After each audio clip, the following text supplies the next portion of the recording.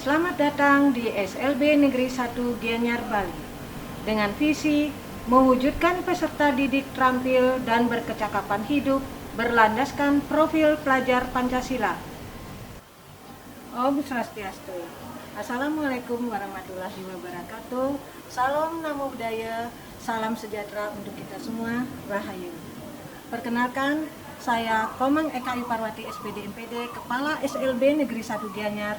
Pada kesempatan ini, saya ingin berbagi praktik baik tentang kepemimpinan pembelajaran yang berjudul Membangun Kemandirian Murid Melalui Program Kreatif. SLB Negeri 1 Gianyar merupakan satu-satunya sekolah luar biasa yang ada di Kabupaten Gianyar, Provinsi Bali, yang memiliki 67 rombongan belajar dengan jumlah murid 244 orang, 40 orang guru, 13 orang tenaga kependidikan, dan 2 orang petugas kebersihan. SLB Negeri 1 Gianyar bertempat di tengah kota Gianyar. Akses menuju ke sekolah melewati gang yang tidak begitu ramai lalu lalang kendaraan. SLB Negeri 1 Gianyar sudah memberlakukan kurikulum merdeka sejak tahun pelajaran 2022 sampai 2023 dengan kategori mandiri berubah. Sebagai kepala sekolah, saya berupaya menggali informasi tentang kondisi sekolah dan berupaya mendapatkan potensi dan atau aset yang dimiliki. Sekolah memiliki masalah kompleks, diantaranya adalah yang pertama, kekhawatiran dari orang tua murid terhadap anaknya ketika lulus sekolah tidak mendapatkan pekerjaan. Yang kedua, program keterampilan vokasi belum terlaksana secara maksimal. Berdasarkan hasil analisa tersebut, faktor penyebab dari permasalahan tersebut adalah: pertama, murid berkebutuhan khusus seringkali mengalami kesulitan dalam mengidentifikasi dan mengekspresikan minat mereka. Akibatnya, mereka membutuhkan bantuan yang lebih intensif untuk menggali potensi dan minat yang terpendam dalam diri mereka. Yang kedua, kurangnya pemahaman masyarakat luas tentang potensi anak berkebutuhan khusus menjadi hambatan besar dalam pengembangan diri mereka. Yang ketiga, sebagian besar lulusan dengan kebutuhan khusus menghadapi tantangan signifikan dalam memasuki dunia kerja. Banyak perusahaan yang masih ragu untuk mempekerjakan mereka karena anggapan mereka kurang produktif atau membutuhkan penyesuaian yang rumit. Kurangnya kemandirian menjadi salah satu hambatan utama. Langkah awal yang saya lakukan untuk menghadapi tantangan tersebut adalah mengadakan rapat dengan Dewan Guru dan tenaga kependidikan.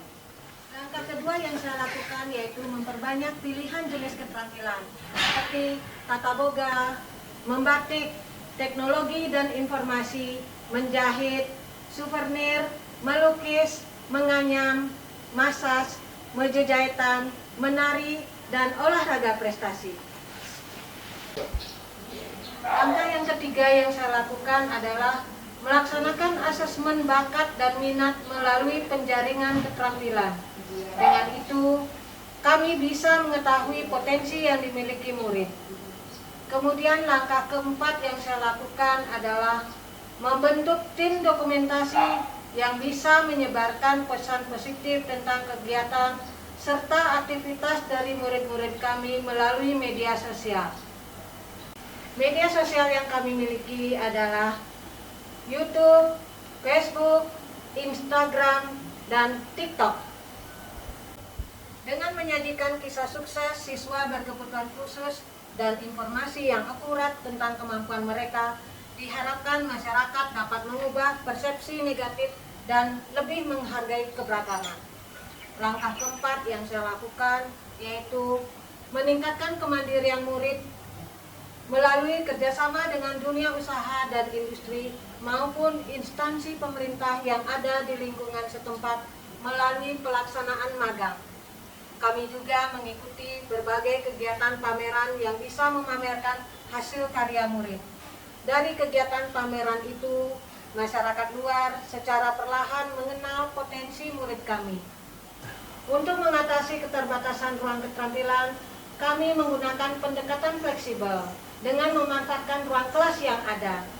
Dengan penataan ulang yang kreatif dan penggunaan perabot multifungsi, ruangan kelas dapat dengan mudah diubah menjadi ruang keterampilan yang fungsional. Langkah berikutnya yang saya lakukan yaitu mengatasi kekurangan guru yang ahli dalam bidang keterampilan.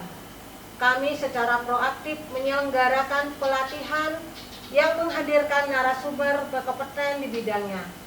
Melalui pelatihan, guru-guru dapat memperoleh pengetahuan dan keterampilan terbaru yang relevan dengan kebutuhan murid sehingga mereka lebih siap untuk memberikan pembelajaran yang efektif dan berkualitas. Dari pemecahan masalah tersebut, adapun hasil yang kami peroleh adalah setelah penjaringan bakat dan minat dilaksanakan, bakat dan minat murid sudah bisa diketahui. Murid mengikuti kegiatan keterampilan sesuai dengan bakat dan minatnya. Selama murid mengikuti keterampilan yang didasari oleh bakat dan minat, murid mampu mengembangkan kemampuannya pada bidang keterampilan. Mereka mampu menghasilkan produk yang bisa dijual ke masyarakat umum maupun pada kegiatan pameran-pameran. Dan ada beberapa dari murid kami mendapatkan juara di tingkat provinsi dan bersaing ke tingkat nasional. Prestasi yang diraih menjadi motivasi bagi mereka untuk belajar dan mengembangkan dirinya. Dampak lain yang muncul adalah adanya rasa percaya diri, kemandirian murid menjadi lebih meningkat, kemampuan murid dalam keterampilan menjadi lebih maksimal. Kisah sukses mereka telah mengubah pandangan masyarakat tentang anak berkebutuhan khusus.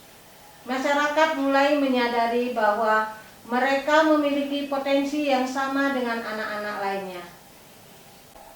Semoga praktek baik ini bermanfaat dan menginspirasi. Om Santi Santi Santi Om. Wassalamualaikum warahmatullahi wabarakatuh. Salam Namo Buddhaya, Rahayu. Om Swastiastu. Assalamualaikum warahmatullahi wabarakatuh. Salam sejahtera, Namo Buddhaya, salam rahayu. Perkenalkan, nama saya Sang Kompiang Arde.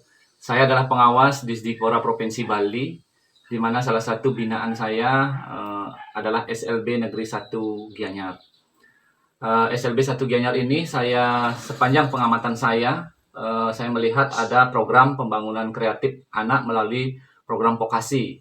Jadi SLB 1 Gianyar ini melalui manajerial Ibu Kepala Sekolah ya, itu saya lihat bahwa program vokasi bagi anak berkebutuhan khusus baik itu tunarungu, tunagrahita, tunanetra maupun autis ataupun hambatan belajar yang lainnya itu sangat efektif sekali. Dan ini akan berdampak sangat positif kepada peserta didik di mana mereka akan diajarkan berbagai keterampilan vokasi yang memang sangat bermanfaat bagi kehidupannya. Dan Swastiastu, saya orang tua siswa dari SLB Negeri 1 Gianyar. Dengan adanya program keterampilan yang diadakan oleh SLB Gianyar, SLB 1 Negeri Gianyar, memberikan manfaat yang sangat banyak kepada anak kami. Dan saya berharap ke depannya anak saya dan semua murid SLB Negeri 1 Gianyar menjadi anak yang mandiri dan bisa diterima di masyarakat. Terima kasih. Om Santi Santi Santi Om.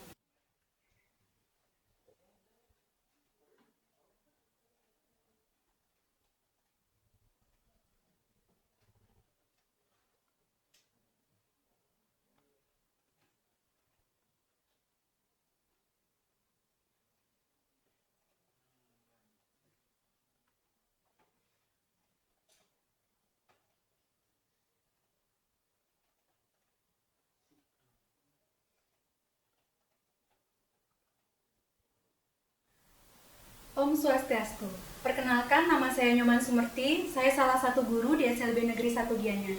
Ingin memberikan umpan balik kepada program yang telah diterapkan oleh Ibu Kepala Sekolah di sekolah. Program yang diterapkan oleh Ibu Kepala Sekolah sangat efektif untuk peserta didik berkebutuhan khusus. Mereka mampu mengembangkan bakat dalam bidang keterampilan, sehingga mereka dapat mandiri untuk berwirausaha setelah lulus. Demikian umpan balik yang saya berikan. Terima kasih. Om Santi Santi Santi Om.